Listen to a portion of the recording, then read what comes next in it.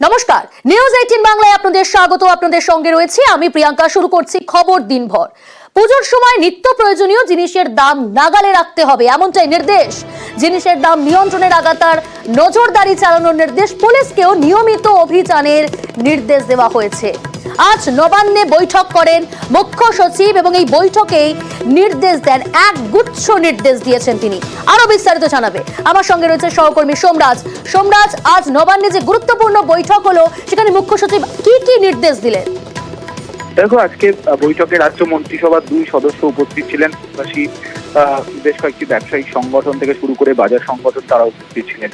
মুখ্যসচিব মনোজ পন্ত আজ বৈঠকে স্পষ্ট নির্দেশ দেন, পুজো চলাকালীন সময় নিত্য প্রয়োজনীয় সামগ্রীর দাম নিয়ন্ত্রণে রাখতে হবে, কোনোভাবেই দাম বাড়ানো যাবে না।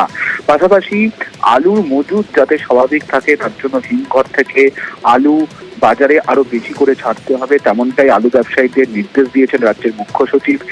আলু যেমন অন্যান্য রাজ্যে রপ্তানি করা হচ্ছে, সেই রপ্তানি ছাড়পত্র এখনো রয়েছে, কিন্তু যাতে আগে এ রাজ্যে আলু সরবরাহ পুজোর সময় স্বাভাবিক থাকে, আলুর দাম যাতে না বাড়ে সেটা নিশ্চিত করতে আলু ব্যবসায়ীদেরও নির্দেশ দিয়েছেন রাজ্যের মুখ্য সচিব।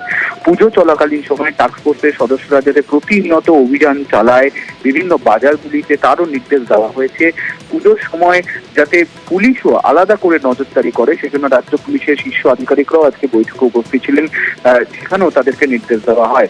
সব মিলিয়ে পুজো চলাকালীন সময় যাতে নিত্য প্রয়োজনীয় সামগ্রী থেকে শুরু করে শাকসবজি নিয়ে সাধারণ মানুষের কোনো অসুবিধা না হয়, দাম বৃদ্ধি না হয়, তার জন্য এদিন রাজ্যের মুখ্য সচিব প্রায় 2 ঘন্টা বৈঠক করেন। এবং তুমি জানো, মুখ্যমন্ত্রীর নির্দেশে আজকে রাজ্যের মুখ্য সচিব বৈঠক করেন এবং সেই বৈঠকেই এই নির্দেশ দেওয়া হয়েছে বলে নবান্ন সূত্রে খবর। বেশ। কোসি থেকে